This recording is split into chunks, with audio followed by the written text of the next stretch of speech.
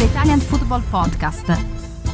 Next question comes from A13X. He says, question for the Q&A. At the end of last season, going into this one, the criticism around the Milan team was the defence wasn't good enough. Indeed, Milan let in many goals last season, but I think that falsely led people to believe the main issue is with the backline. Sure, the defenders aren't fantastic, but they're really not that bad other than Emerson and Calabria. The reason Milan can't be successful is the midfield. Milan was so successful in the Scudetto season because they had 2 of 3 Kessie, Benasser, Tonali playing at all times. Those were 3 high-quality midfielders who love to sit back, distribute the ball, and position themselves smartly in case of a turnover. The positioning was so important because players like Teo and Leao love to run at teams, and particularly Teo gives up the ball in dangerous places a lot, since he's a defender, but he's committed forward on one of his runs when he loses it. That was fine when you had Kessie and the old Benasser in the front of the back line. Now when Milan give the ball away, there's a giant hole in midfield, so the opposition is able to freely run at the back 3 when it's Teo who loses the ball. This has happened way too many times this season and last season. Basically, the defenders are made to look bad because it's very hard to defend while backpedaling with an attacker who has space to run at you. Joao Felix and Santi Gimenez will offer some great firepower, but who is Milan going to start in centre of midfield? Fofana and Reinders are both class in possession, but we know they can't position themselves well enough when Milan lose the ball. Coaches often tell strikers to play between the lines of defence and midfield. When they play against Milan, there's no first line of defence from the midfield at all. It's astonishing. What do you guys think of my assessment that Milan's main issue is the midfield positioning in anticipation of losing the ball? Do you think the lack of a proper CDM is why Teo seems so impotent lately? Do coaches keep telling him not to make those runs because we can't afford him to lose it up the pitch with his midfield? Do you also think selling Benasser is madness, even if he may not be the same player as before? Do you think Warren Bondo can offer some help there? I like this question. I think it's an interesting one. Yeah. No, I agree. I've said for a long time now, I've said it all the time, that Milan haven't had a proper CDM, somebody that can just protect the back 4 and screen it, and that includes on the counter attacks and transitions where Milan have been harmed so much, concede so much through that area of the pitch. So they need a proper CDM. Benasser used to be that CDM before his injury. Unfortunately, he's just not the same player anymore. He's not good enough. He's not mobile enough, and he's just not the same player, and that's why he's gone. So yeah, they need someone properly, and I think that's why Ricci is their main target for the summer. And if he comes in, you'll see a massive improvement in Milan. With the thing Ricci, is, does sure. Ricci in a 4-4-2? Ricci in any system I think would work. I think he's good enough. Fair enough. In any system, but I mean, Conceicao seems to be moving more to a 4-3-3. That's what we've seen so far. Also going again on the Roma game, it looks like that's what this season anyway. That's kind of what he's moving to. We'll see what he moves to in the long term.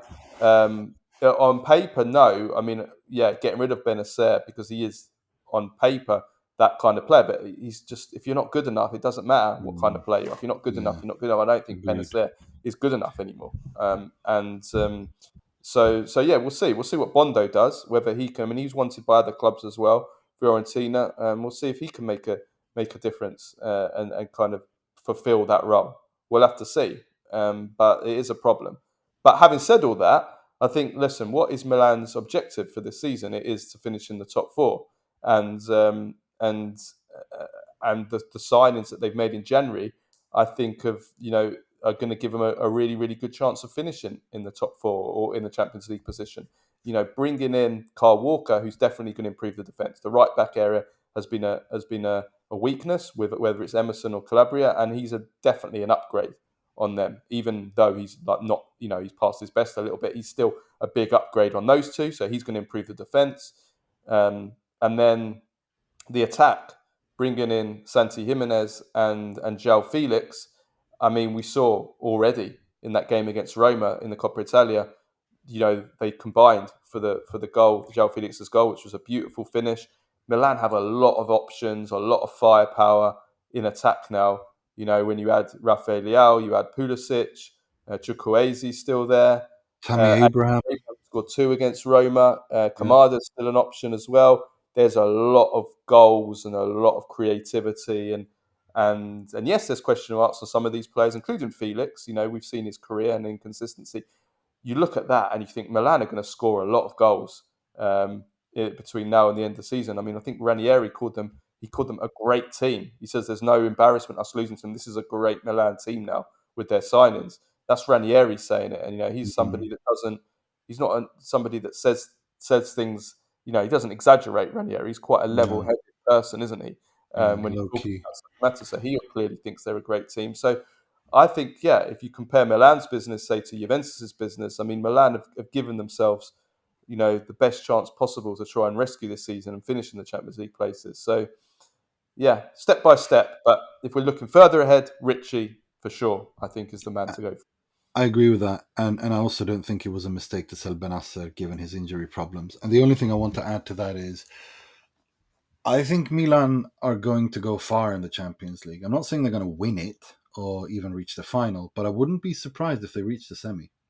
They're a tricky side, and Conceicao, the way he plays, the risk minimization, the way that they can play without possession, the way that they counter attack. The game against Roma was a perfect example of that.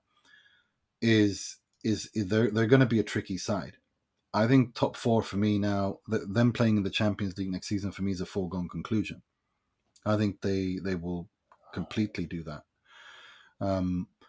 and I think I think that they're finally addressing the issues that they haven't, and I think Joao Felix and Gimenez are, well, if there ever was a Conceicao attack, it would be those two.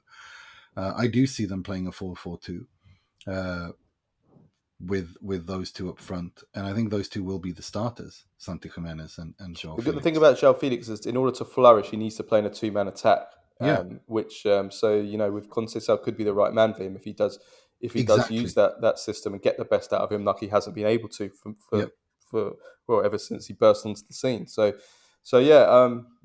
think Milan have had a really good January.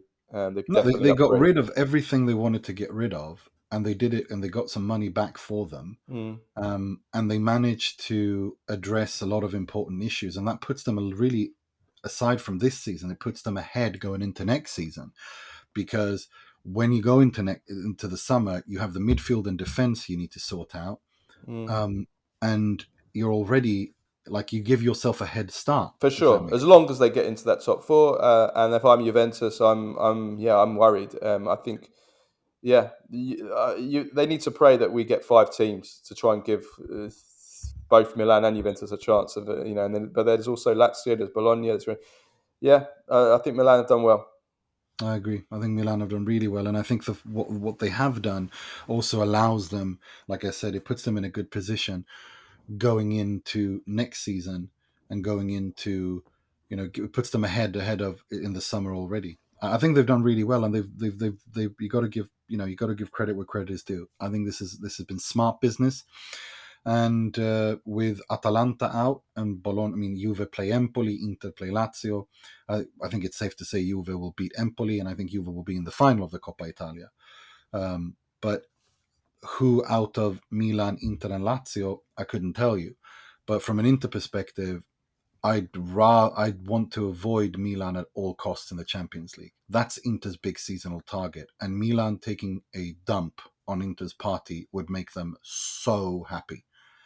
So Inter need to be careful, and I hope that Inzaghi has done his homework, and also the dynamic of the Milan derby has changed as well, in the sense that Milan now are just annoying Inter. They've gotten under Inter's skin, and Inter don't really seem to know how to handle that just yet. And I'm worried that Inzaghi is going to continue with trying to dominate them and play right into their hands. So I want to avoid Milan as much as I can for the rest of this season, if I'm perfectly honest.